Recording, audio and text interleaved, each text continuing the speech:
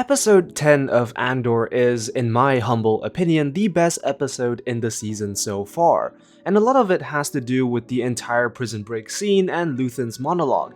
But while the episode concludes a 3-episode prison arc, it has also started to set up for the last remaining 2 episodes. Specifically, episode 10 has dropped some serious hints that something big is going on with Marva, at least I think so. And I might have some idea on how what Marva is doing will help wrap up the other plotlines of the show. Just before things kick off on Narkina 5, we're given a few brief shots on Ferrix where we learn that Marva is really sick and a doctor is being brought to her house. We also get to see Cinta paying close attention as well as attendant Korv who is working for Dedra. So clearly all eyes are on Marva in hopes that it would lead them to Cassian's whereabouts. But something felt super fishy and strange about this whole entire scene. The way the camera takes its time to focus on what are supposed to be brief side characters raised my suspicions that there is much more going on than what we are led to believe. What I think is actually going on here is that Marva isn't really at all sick, and the doctors and concerned neighbors are all playing one big act. Rewind a couple episodes earlier and we get a touching scene where Cassian tries to convince Marva to leave with her, to find somewhere far from the Empire, or at the very least remote enough that they could live comfortably and not get noticed. But Marva, inspired by the events on Aldhani, has decided that enough is enough. Spurred on by the memory of her dead husband and invigorated by rebel activity, she decides to take a stand against the Empire, much to the dismay and confusion of Cassian. And this whole moment is symbolized with Marva dropping the cane and picking up the blaster. From here on out, Marva is pretty set on causing some trouble, but it's not entirely clear how she will go up against the Empire alone. Nor is it clear what she's really planning. But we did get a hint of what might be coming in one of the episodes when Bix is nursing Marva. She wanted to see if the tunnel under the hotel was still open. Clearly, Marva is up to something, or at the very least is trying to find a way into the hotel that the Imperials took over as a local HQ. So when you take this into account and the fact that Marva is up to something and all this commotion happening around Marva in episode 10, you can't help but wonder if this is all just a ruse. What if the doctor visiting Marva and the concerned neighbors is all just a ruse and excuse for Marva to gather local dissidents and rebels for a meeting?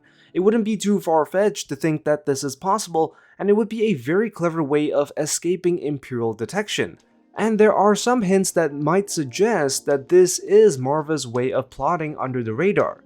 When we first cut to Ferrix with the doctor walking to Marva's house, notice how the doctor gives a brief glance at the stormtroopers outside the Imperial HQ, but just as quickly one of the other potential rebels pulls him away as if to stop him from attracting unwanted attention. Now, granted, this little scene might not be conclusive evidence, but there are still more clues to follow. If you slow down the footage, you'll actually notice that besides the doctor, everyone else with him are actually female, which might be a coincidence, but in an earlier episode, Brasso did mention that Marva was part of an organization known as the Daughter of Ferrix. What about the Daughters of Ferrix? She's a past president. So it would be safe to assume that these are indeed members of that organization. And if you slow down the footage outside Marva's house, you'll notice even more women just standing around, a stark contrast to the scenes of Marva's house shown in the first few episodes. In fact, I would go as far as to say that this is the busiest we've seen Marva's house. And we do know for a fact that Cassian and Marva do like to keep a low profile and to themselves, making this particular scene somewhat odd. It would be rare for this many people to be in and around Marva's house. It just raises a whole lot of suspicion, especially given that it was not so long ago that Marva wasn't so keen on receiving any help, even from the Daughters of Ferrix. They must have a warm room somewhere. They've tried. She's made her wishes clear. Not to mention, the only real help she seems to be willing to receive is from the likes of Bix and Brasso. Now, it's not entirely impossible that Marva is indeed sick and that this is a doctor and concerned neighbors, but what if there was more to it? In the credits of episode 10, we see the doctor's name as mentioned during the episode, but also the name of a character called Jezzy, which I presume to be the woman talking to the doctor. And what this might suggest is that the show has bigger plans for these characters, that there will be a larger role for them to play in the coming 2 episodes. So if this was really just a scene to show that Marva's health was declining and that there was nothing more to it, why bother even naming these characters?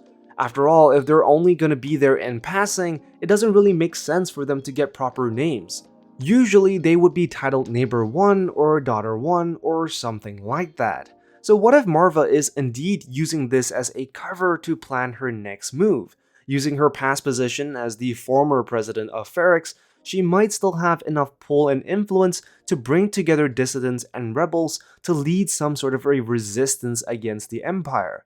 Not to mention, now that Biggs has been arrested, Marva might be motivated to go and rescue her. On top of this, and going back to Marva's attempt at finding a way into the hotel, we do know, judging from the trailers, that some sort of an explosion does go off during a riot, surprising the Imperials. So what if this was what Marva was planning all along? Getting help from the Daughters of Ferrix to plot an attack on the Imperial HQ. You might even go further to say that she could very well be the mastermind behind the coming riots as well. And I think that this would fit in very well with the current plot. Keep in mind that the rebels still want Cassian dead, and we also know that at some point between now and Rogue One, Cassian does indeed become a die-hard rebel. It does seem that Luthen's rebels and Cassian do need to come to some sort of understanding, at least to a point where they can work with each other and give Cassian the opportunity to join them. After all, you can't exactly fight for the rebel cause if they are trying to kill you. This is where Marva's role might come in, already establishing herself as someone who hates the Empire and is willing to fight against it. Such activity might catch the attention of someone like Cinta, who is already on Ferrix and keeping a close eye on Marva. Perhaps recognizing the fact that Marva has the right motivations, she could act as a bridge between Luthen and Marva, convincing Luthen to provide Marva with the right sort of weapons and resources to make her rebellion a success. On top of this is the fact that Luthen now knows who his main concern and enemy is within the ISB.